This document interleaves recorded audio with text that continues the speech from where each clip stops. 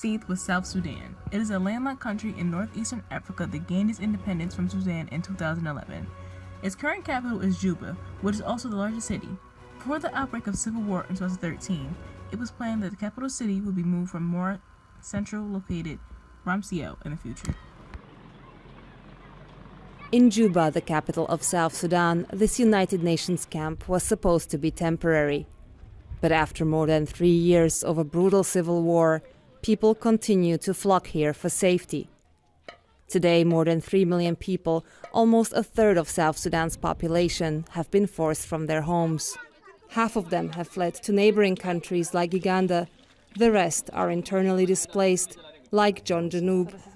He arrived here with his wife and daughter last year when fighting spread to their hometown called Yei, in the southern part of the country in a region called Equatoria. When we heard the gunshot, people started running. People are running anyhow. Yeah.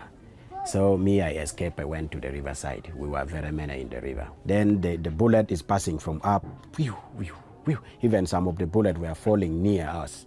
The civil war originated in a power struggle over the country's top post between South Sudan's first president, Salva Kiir, and his former first vice president, Riek Machar. As both men mobilized support along ethnic lines, the conflict pitted Kiir's tribe, the Dinka, against Machar's, the Nuer, turning it into a broader struggle over land and resources, including oil. The two leaders signed a peace deal in 2015, but it collapsed 9 months ago when fighting resumed in Juba. Machar fled and is now living in exile in South Africa. When President Kiir's government troops reached Yei, Janoub thought his family would be spared. Like most of his tribe, they had remained neutral.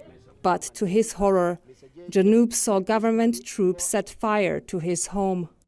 All my family were taken inside. There are 7 people in the family: my mother, the father, the sister, and my brothers. And the wife of my brother was there. They closed the door.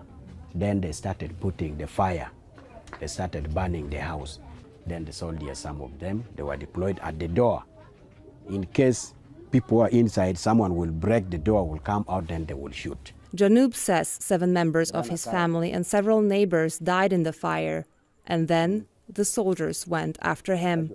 When I started running, then he was following me. Then they started shooting me. This is a place where I was being shot. The bullet came from here, they shoot me from here, then the bullet came out from here. Janoub managed to escape with the help of friends. For 3 weeks, they walked through the wilderness until they reached this camp. I caught up with a spokesman for the government troops known as the Sudan People's Liberation Army, or SPLA. He denied that abuses are happening in a systematic way.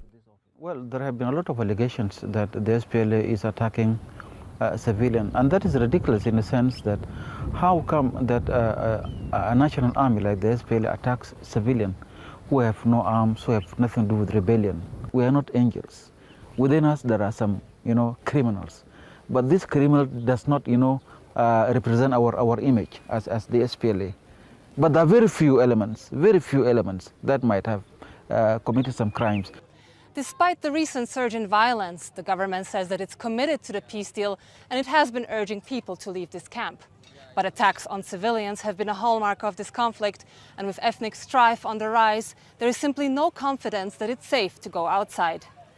The United Nations is warning the surge in violence and ethnic targeting of civilians could spiral into a genocide. Most of these atrocities were caused by government officials, soldiers, and other people. Individuals have been targeted for killing, arbitrary arrest and detention, sexual violence, sexual slavery, and forced marriage. The vast majority of mass rapes were committed by police or soldiers, and a staggering number of women have been forced to watch someone else be sexually violated.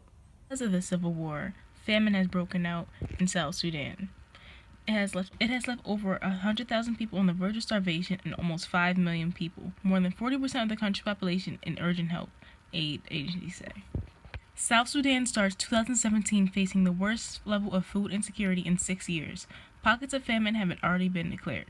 4.9 million people need life-saving food assistance. The inflation right now for food is up to 800%, and it's still skyrocketing. Less than 1 million children under 5 years old are acutely malnourished, and it needs about $205 million for the WFP for the next 6 months to help aid South Sudan.